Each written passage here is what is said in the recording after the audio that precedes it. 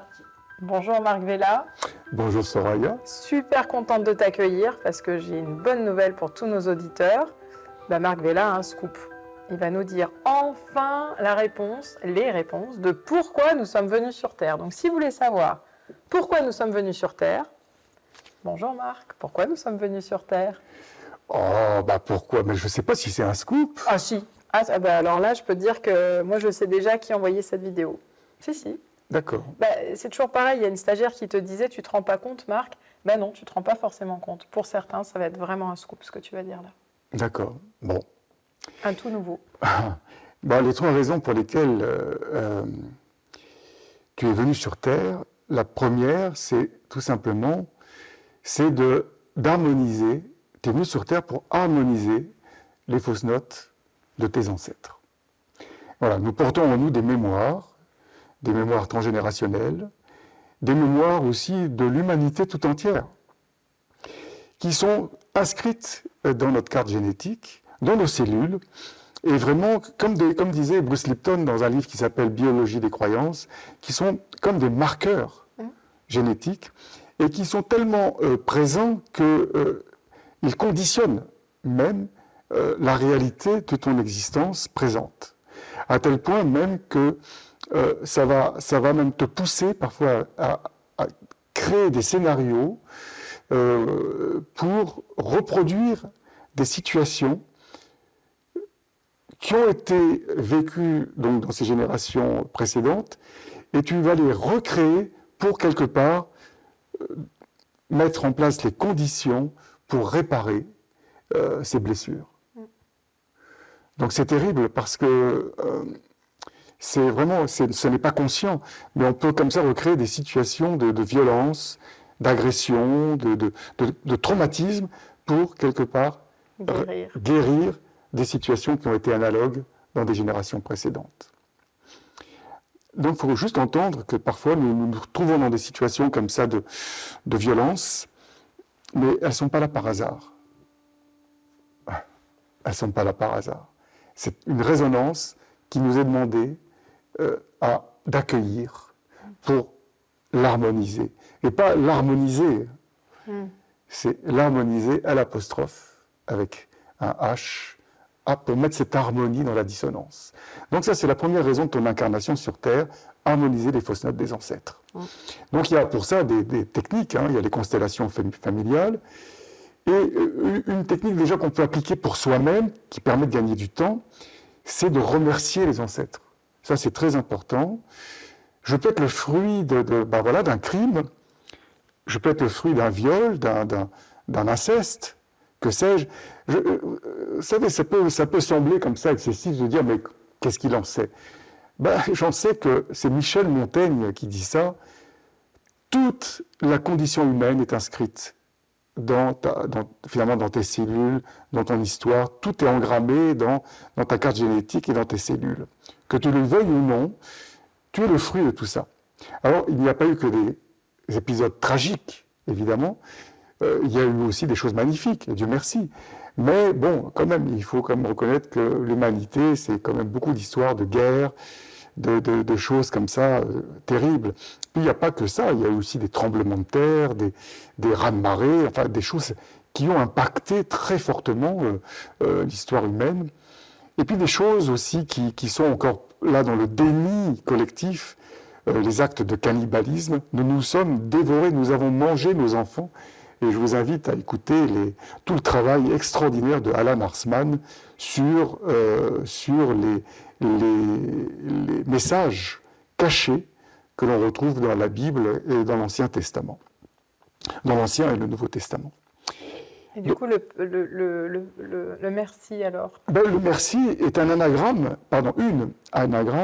du mot crime, curieusement. C'est la seule anagramme du mot crime. Donc, quels que soient les crimes que tu portes en toi, remercie.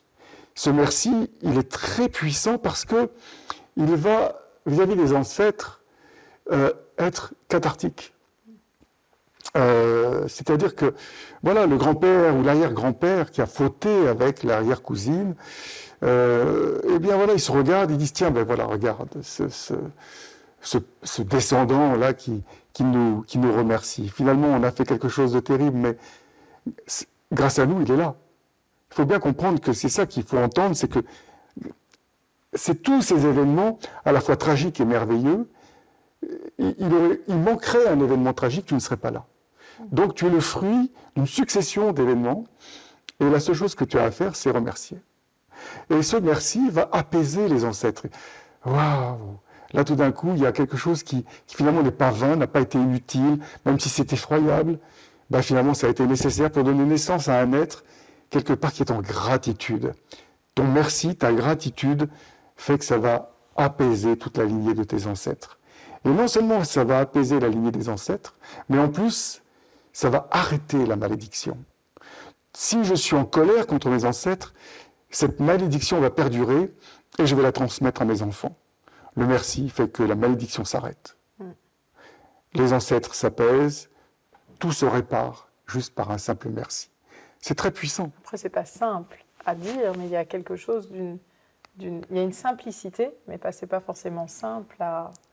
Oui, mais si je ne le fais pas, la malédiction perdure, et alors là, c'est pire. Donc, je nous invite, et c'est toujours pareil dans la vie, on l'a dit tout à l'heure, c'est comment tout ce qui m'arrive, plutôt que d'être en colère et d'en vouloir aux autres et au monde entier, c'est comment j'essaie de très vite, ça s'appelle la résilience, c'est comment très vite je vais essayer de trouver, je dirais, cet alignement vibratoire, la quinte, qui me ramène à harmoniser la dissonance, quelle qu'elle soit, pour me sortir de ça. C'est Boris Cyrulnik, on avait fait une conférence ensemble, et Boris Cyrulnik me dit, si je comprends bien, la résolution harmonique d'une dissonance, c'est la résolution, c'est la résilience. C'est la résilience. Donc ça, c'est très important. La deuxième raison de ton incarnation sur Terre, c'est de faire l'expérience de l'offrande que tu es pour ce monde. Tu es là pour te donner. Voilà, ça c'est vraiment très important. Et ne pense pas que tu n'es pas légitime, que tu n'es pas digne. Ça, c'est le saboteur. Donc c'est vraiment là, tu es là pour t'ouvrir et pour t'offrir. C'est s'offrir ou souffrir. Et on voit bien que dans les deux mots, il n'y a pas grand-chose. S'offrir, souffrir. Qu'est-ce qui différencie les deux mots entre s'offrir et souffrir? Qu'est-ce qui les différencie, à ton avis? Des lettres. Des lettres, on pourrait penser que ce serait la lettre U qui fait la différence. Pas du tout. Ce qui fait la différence, c'est l'apostrophe. C'est ce S apostrophe qui représente, la lettre S, c'est une lettre sacrée, qui représente le soi, qui représente le souffle, qui représente le son. Voilà, cette lettre, elle n'est pas anodine. Elle représente dans sa forme la lettre 5, donc la quinte, la main. Et cette lettre, elle représente surtout un fragment de fréquence. Parce que la fréquence, la vibration, c'est ça. Hein, c'est une sinusoïdale. Donc si je prends un fragment, c'est un S. Ce S, eh bien, il est apostrophe. Ça veut dire que je ne m'attache pas, je ne m'identifie pas à ce que je suis en train de vivre. Je ne m'identifie pas à la souffrance, je ne m'identifie pas non plus à la joie. Je vis ça comme je garde une certaine distance, qui fait que j'ai un recul qui me permet de ne pas être le jouet de mes émotions. Voilà, j'ai des émotions, mais je ne suis pas manipulé par elles. Et du coup, ça c'est très important parce que c'est quelque part ce que nous enseigne la parabole de marcher sur l'eau. Marcher sur l'eau, ça nous enseigne ceci, c'est que l'eau, ce sont les émotions, mais je marche sur l'eau. L'eau ne me submerge pas. C'est très important. Je reste le maître. Je reconnais mes émotions, mais je n'en suis pas le jouet. Donc je ne serai pas submergé. Je peux pleurer, bien sûr, mais je vais le vivre en gardant un alignement, une sorte de conscience qui fait que, voilà, je ne suis pas cette émotion-là, malgré tout. Ça, c'est très important. Ce qui va permettre de rester dans cet alignement et de pouvoir continuer à vivre la vie, justement en m'offrant, et si la vie me blesse, je l'accueille comme un enseignement, plutôt que comme quelque chose qui va m'accabler. Il y a aussi quelque chose que tu as dit par rapport à cette offrande que je trouvais vraiment très important à l'heure actuelle, que tu citais Nelson Mandela, le texte d'intronisation, il disait que vivre restreint ne sert pas le monde, que enfin, moi j'entendais vraiment, et parfois je dis aux jeunes, mais vous allez nous manquer si vous n'êtes pas là. Et ils ne me croient pas. Tellement ils se sentent, excuse-moi, mais inutiles, enfin, c'est ce qu'ils me disent, ou nuls. On leur dit tous les jours. On dit tous les jours, de toute façon, ça, à l'école, insuffisant, peut mieux faire, jusqu'à, je crois, le chef d'État qui a pu dire les inutiles, ceux qui ne sont rien. Mais c'est quelque chose qui ne date pas d'aujourd'hui. La religion disait avant, tu es un misérable pécheur. Les films, quelque part, nous ont grand spectacle, les films cultes comme Clint Eastwood, Le Bon, la Brute et le Truand, pour quelques dollars de plus, Au nom de la loi, avec Steve McQueen, c'était des films de notre génération où l'homme, finalement, n'avait aucune valeur. Il y avait le chasseur de primes et on tuait un homme et sa tête était mise à prix pour quelques dollars. Pour quelques dollars de plus. Un homme, ça vaut rien. Le seul homme qui a de la valeur, finalement, si je me souviens bien, un homme qui valait très très cher, l'homme qui valait 3 milliards, c'est une série américaine, ça s'appelait comme ça, l'homme qui valait 3 milliards, il s'appelle Steve Austin et c'est l'homme bionique. C'est pas un homme, c'est une machine. C'était dans les années 70, on était en train de mettre en nous les graines du transhumanisme. Là, tu nous ramènes aussi vraiment à la valeur inestimable d'un être humain, la valeur... Mais ma valeur, encore une fois, et j'insiste, et je l'ai dit tout à l'heure, c'est ma valeur, elle est justement dans ce tout qui est de cet homme en chemin que je suis, avec mes failles, avec mes fêlures, avec mes blessures, avec mes moments parfois... moi, sincèrement, j'écris de la musique, j'ai fait des films, j'ai créé La Caravane Amoureuse, je voyage, mais je suis aussi un homme, parfois ça m'est arrivé de me retrouver dans des moments de doute, de désespoir, et à être avec mon téléphone, à jouer pendant 2-3 heures au solitaire ou au fricelle, et à perdre un temps infini à regarder des vidéos sur YouTube. Et bon, oui, ça m'est arrivé. Ça m'est arrivé de douter, de désespérer, d'avoir froid. Je suis aussi cet homme-là. Moi, il n'y a rien de plus qui m'insupporte quand j'arrive sur une scène, quand on me présente au public, et quand on dit Marc Vella, premier prix de composition à Rome, écrivain, il a écrit un best-seller, cet homme magnifique qui a créé La Caravane Amoureuse, cet homme incroyable qui a fondé l'école de la fausse note. J'en peux plus. Oui, c'est vrai que j'ai fait tout ça. Mais la première chose que je dis au public, moi je leur dis, vous savez, ça me touche, merci, mais vous savez, je suis aussi un homme parfois qui trébuche, qui doute, et j'insiste là-dessus. Et je vois tout ce monde aujourd'hui qui est là, tous ces gens qui essayent de se gonfler. Dégonfler tout ça, vous sentirez mieux. Acceptons aussi nos parts d'ombre. Et c'est pas une tare. Donc ça, c'est le scoop 2. Offre-toi. Oui, offre-toi, mais sans gonfler les biceps sur Photoshop. Est-ce qu'il y a d'autres raisons pourquoi nous sommes sur Terre ? Oui, la troisième raison, c'est rendre grâce. C'est prendre conscience que nous ne sommes pas seuls. Nous sommes accompagnés par nos anges. Tout le monde ici, je pense qu'on peut parler d'un ange gardien. Je suis sûr que ceux qui nous écoutent ont ce sentiment parfois qu'on est un peu protégé, que quelque chose est là qui veille sur toi. Mais ça va beaucoup plus loin que ça en réalité. En réalité, il y a entre le ciel et toi, il y a un lien profond. Tu comprends bien que nous sommes les fruits de quelque chose qu'on appelle le mystère, qu'on peut appeler Dieu, cela, il y a plein de noms pour ça. Et en fait, nous sommes complètement interdépendants. Il faut juste comprendre que la vie, elle a jailli à un moment donné, c'est un mystère, et elle a pris toutes les formes. Pourquoi ? Parce que c'était la seule façon pour celui qui a, ou celle, enfin le il, elle initial, le premier. C'est intéressant d'ailleurs le mot premier, parce que si on enlève les voyelles du mot premier, qu'est-ce qui reste ? Enlever les voyelles du mot premier, il va rester PR, MR. PR c'est père, MR c'est mère. Incroyable. Dans le mot premier, il y a le mot père-mère. Et c'est absolument hallucinant d'ailleurs parce que je parle beaucoup de la quinte, hein, qui est le vortex voilà, du bruit de fond de l'univers, etc. Et ce qui est fou donc, de cet intervalle de quinte qu'on retrouve dans toutes les musiques du monde, eh bien, c'est que le mot père en numérologie, ça donne 26, et le mot mère en numérologie, ça donne 23.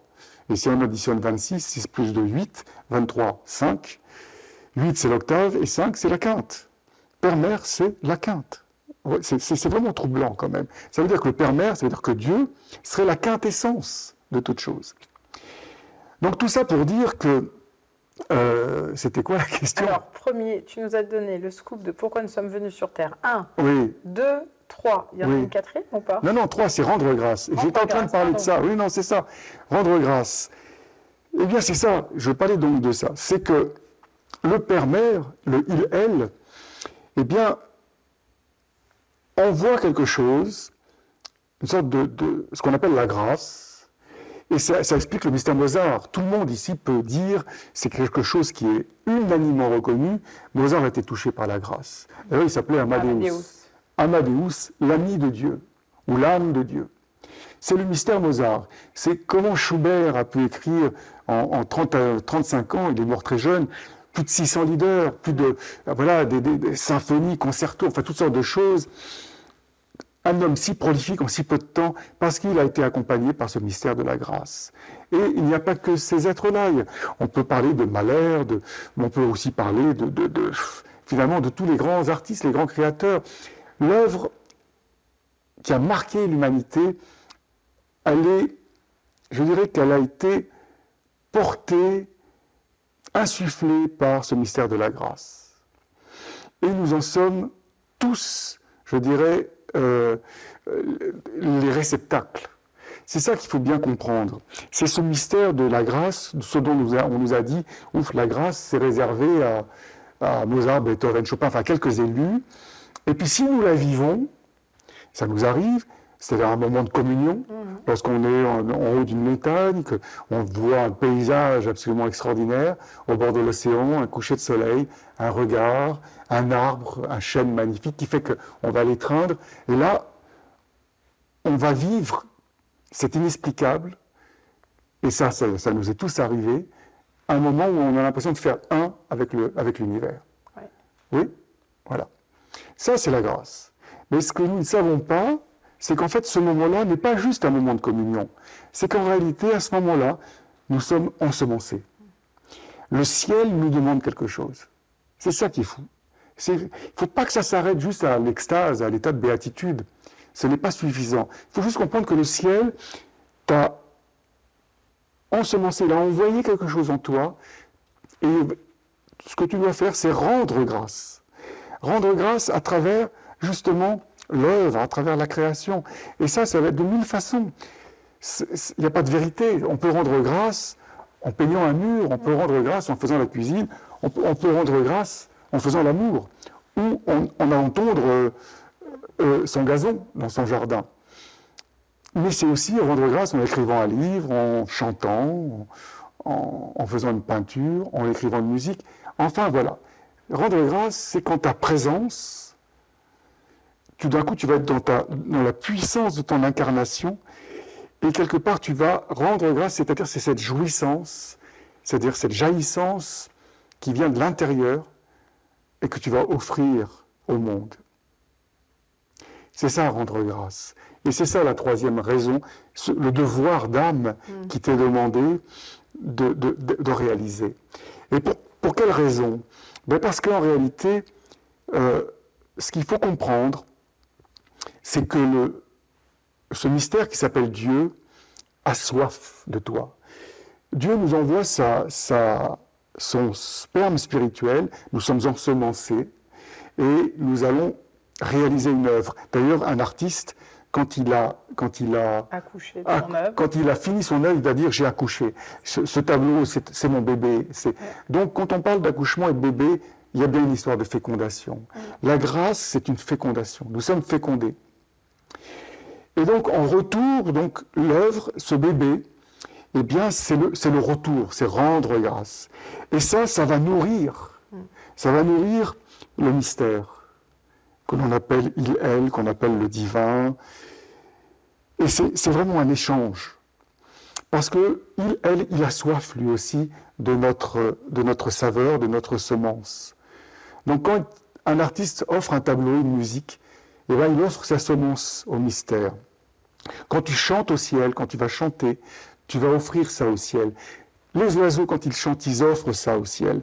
C'est vraiment un va-et-vient comme ça, entre le mystère et la multitude. Donc ce premier a créé la multitude. La multitude, c'est pas que l'humanité. Le mystère va s'éprouver à travers le monde minéral. Il va s'éprouver à travers le monde végétal, à travers le monde animal, humain, et puis le monde de l'incréé, c'est-à-dire le monde de l'invisible, à la fois des créatures invisibles, mais aussi du monde angélique, du monde séraphique. Et tout ça, donc, à travers toutes ces expressions, ces différentes facettes, ces différents degrés, eh bien, le premier va s'éprouver de différentes façons. Et donc, nous sommes des morceaux, quelque part, de Dieu. C'est pour ça que les Maasai le disent, nous avons été faits parfaits. Moi, je suis convaincu, par exemple, que je suis tellement fait parfait que mon système immunitaire, il est parfait, et donc je n'ai aucune raison d'avoir peur d'un virus, par exemple. Mais si je dis ça, je suis tellement convaincu, voilà, que je suis fait parfait, qu'un virus ne me fait pas peur, donc je n'ai pas besoin, par exemple, je dirais de tous ces outils qu'on appelle vaccins, par exemple, parce que je suis fait parfait. Si je suis aligné, normalement, tout ça, mais si on dit ça, ça tout de suite, c'est le mot complotiste qui vient. Mais moi, ma croyance, pourtant, moi je suis convaincu que nous avons été faits, voilà, par quelque chose qui nous dépasse. Et tout le travail de ça, c'est de nous faire croire le contraire. Voilà, c'est qu'on est des êtres, encore une fois, misérables, et donc plein de défauts et souffrants. Et si on crée cette réalité, si on crée cette croyance, elle devient une réalité. C'est ça qui est fou. Ah oui, j'entends. Et du coup, tu nous as dit 1, 2, 3. C'est tout. C'est vraiment... Attends, j'avais pris des notes, moi. 1, 2, 3. Dans le 24e, oui, 3. Ben... Rendre grâce. Alors, je l'ai noté. Dis-moi. Alors, tu l'as peut-être rajouté. Hein. Je trouvais ça tellement beau, je l'ai noté. Vas-y. Nous sommes là pour aimer. Ça fait partie du rendre grâce? Oui, mais ça fait partie de l'offrande. Oui, de l'offrande. C'est d'ailleurs quand nous mourrons, paraît-il, c'est la première question qu'on nous pose de l'autre côté. As-tu aimé? Combien as-tu aimé? C'est la première question qu'on va te poser. Donc voilà, et ce qui est fou, c'est que quand on aime, quand on porte un regard comme ça, émerveillé sur l'autre, il y a parfois des gens que ça agresse. Parce qu'aujourd'hui, on a diabolisé l'amour. Hein, et ça, c'est ce qui est fou dans ce monde, c'est qu'on a mis l'amour en prison et la peur est en liberté. Voilà, et je crois que viscéralement, il faut continuer à porter ce souffle de l'amour, de l'émerveillement, dire aux gens qui sont beaux, qui sont magnifiques. Tu vois, moi j'ai créé la caravane amoureuse. Oui, j'étais en train d'y penser, tu me faisais rire parce que Marc nous racontait, je pense que ça peut être public, hein, qu'un jour il a eu les renseignements généraux qui sont arrivés chez lui pour lui demander, mais bon sang de bonsoir, c'est quoi cette histoire de la caravane amoureuse? Et c'est vrai que tu leur réponds que tu envahis le pays avec des bisous. Je leur dis que la caravane amoureuse, c'est une invasion amoureuse des autres pays en adoptant la stratégie de la guérilla des bisous. Et je vois le policier qui regarde l'autre avec un air, mais vraiment choqué, de dégoût. Et je lui dis, monsieur, vous avez raison. Normalement, on envahit un pays avec des tanks. Et on tue les gens. Moi, j'envahis un pays avec un piano, on prend les gens dans les bras, on les fait danser, on leur dit je t'aime, on leur dit qu'ils sont magnifiques. C'est vrai, vous avez raison, c'est bizarre. Mais envahir un pays avec des tanks et massacrer des gens, c'est bizarre aussi. Alors, entre mon bizarre et le bizarre que vous connaissez, vous choisissez lequel? Et l'homme a été incapable de répondre. Là, tu n'as pas été ennuyé, mais tu nous racontais aussi cette histoire complètement ahurissante pour moi de ta rencontre avec des talibans en territoire... à Djeloum. Quand même... c'est une longue histoire, parce que je devais donner un concert à Djeloum qui a été boycotté, en fait. Et parce que le deputy commissioner, c'est le préfet, si on préfère, le préfet avait peur des talibans. Voilà, donc, mais le concert a été fait de force. Enfin, moi, j'étais envoyé à l'époque par l'AFA, le ministère des Affaires étrangères. Il y avait tout un lien avec le gouvernement pakistanais. Enfin, c'était quelque chose d'assez important. Donc, ils tenaient à ce que le concert se fasse. Et donc, les talibans sont venus. Et effectivement, ça a été un moment où je me suis retrouvé avec 20 hommes armés, avec le couteau, la kalachnikov, enfin voilà, sur eux, la barbe. Et l'un, je pense être le chef, me demande « Muslim or Christians ?» et donc, moi, sur le moment, je n'ai pas tilté tout de suite. J'ai mis quelques secondes, et là, je traduis dans ma tête « musulman ou chrétien ?» Je regarde l'homme et je lui ai répondu Loverman, amoureux. Et là, il me dit What means Loverman? Et je lui ai dit quand je regarde le ciel, when I look the clouds, quand je regarde les nuages dans le ciel, je suis amoureux. Et l'homme m'a pris pour une sorte de simple d'esprit. Puis quand il a vu mon piano, parce que je n'avais jamais mon piano avec moi, il m'a demandé ce que c'était. C'était un piano, je voyageais avec le piano. C'est à couper, c'est ça? Pas encore. Pas encore. Voilà, je voyageais avec le piano et à travers le monde pour rencontrer l'humanité. Et là-dessus, je rajoute que j'étais très heureux de les rencontrer, que je les trouvais magnifiquement beaux. Et là, ils se sont dit, mais il est vraiment fou cet homme. D'abord, il voyage avec un truc énorme, qui est très lourd, et en plus, il est heureux de nous rencontrer. Qu'est-ce que c'est que cet homme? Et ils sont partis en se disant que j'étais une sorte de fada. Le chef est revenu, je pense un quart d'heure après, et il est venu me voir en me disant « Tu as voyagé à travers le monde avec ce piano, parle-moi du monde. » Et donc j'ai parlé à cet homme du monde, de la beauté des êtres, voilà, de cette humanité incroyable, de l'émerveillement. Voilà, je lui ai partagé mon regard amoureux. Et l'homme était au bord des larmes. Et à un moment donné, cet homme me regarde et me dit « Je n'aime pas ce que je fais ».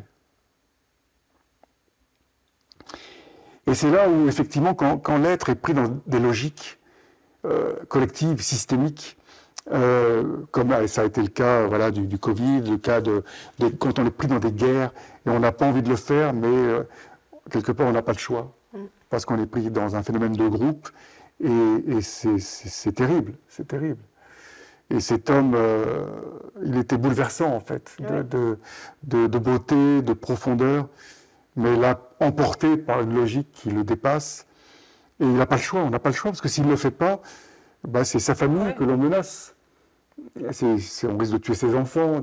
Donc il est obligé de rentrer dans une sorte de logique à laquelle il n'adhère pas nécessairement. Mais tu lui as ouvert une porte. Et je vous souhaite de vous rappeler pourquoi nous sommes sur Terre. En résumé, l'offrande, la grâce. La première, c'est harmoniser les fausses notes des ancêtres. La deuxième, faire l'expérience de l'offrande que tu es pour ce monde.